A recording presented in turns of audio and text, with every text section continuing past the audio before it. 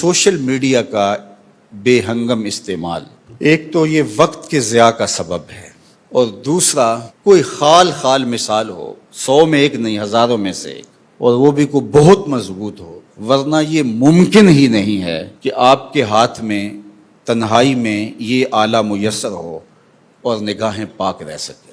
اس لیے اس کو ترک کرنا ہی اس کا علاج ہے، اور بالخصوص جو عنفوان شباب ہوتا ہے، یہ جو 14-15 سال کی جو عمر ہے، حضرت علی المرتضیٰ نے ارشاد فرمایا کہ 15 سال سے لے کر 20 سال تک کی جو عمر ہے یہ انتہائی اہمیت کی حامل عمر ہے۔ نظریات پختہ اس عمر میں ہوتے ہیں۔ اس عمر کے اندر اس کے ساتھ جو تعلق ہے، اس کے ساتھ جو رشتہ ہے، دیکھو ماں باپ بھولے ہیں، بچہ کہہ رہا ہے میں ریسرچ کر رہا ہوں، بچہ کہہ رہا ہے کہ میں اس کے اوپر بہت کچھ، میری ساری کتابیں اس پہ ہیں، اور ماں باپ سادے ہیں، بھولے ہیں، وہ اس انداز سے نہیں دیکھ سکتے۔ تو یہ تو ماں باپ کر سکتے ہیں کہ اولاد کا ٹائم ٹیبل مقرر کر سکتے ہیں، سونے کا اور جاگنے کا، نگاہ پاکیزہ ہو، نگاہ پاک بین ہو، نگاہ خیر کو، اچھائی کو دیکھنے والی ہو۔ بلکہ تصوف کیا ہے، طریقت کیا ہے، فقر کیا ہے، تو اس پر بہت لوگوں نے بہت کچھ کہا، لیکن اقبال نے 2 لفظوں میں فقر کی تعریف کی۔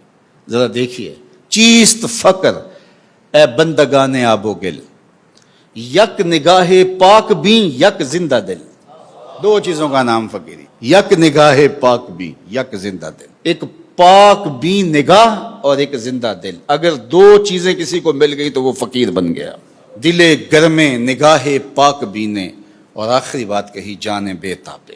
یہ آپ کی جد و جہد ہے۔ جب سب کچھ حاصل کر لیتے ہیں تو وہ حاصل کرنے کے بعد عالم بن گئے، مفتی بن گئے، خطیب بن گئے، شاعر بن گئے، ادیب بن گئے، مصنف بن گئے، قاضی بن گئے، سب کچھ بننے کے بعد مغرور بن گئے۔ یہ کیا ہوا؟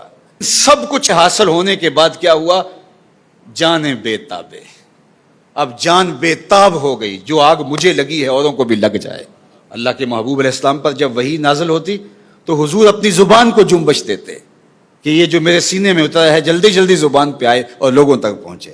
تو کیا کہا میرے رب نے؟ لا تحرک بہ لسانک لتعجل بہ، محبوب جلدی نہ کیجئے، جس رب نے دل میں اتارا ہے زبان پر بھی لے آئے گا۔ ابھی وحی کے آثار نمودار ہوئے، ابھی وحی کا نزول اختتام کو پہنچا، حضور فوراً اس کو زبان پہ لانا چاہتے۔ تو حضور کی اس مشقت کو دیکھ کر اللہ فرمایا کہ لا تحرک بہ لسانک، محبوب آپ کیوں تکلف کرتے ہیں؟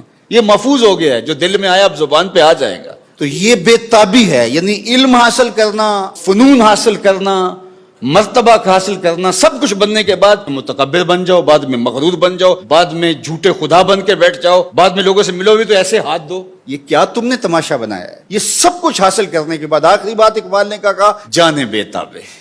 اب وہ جان، اللہ اکبر، وہ بے تاب ہو گئی۔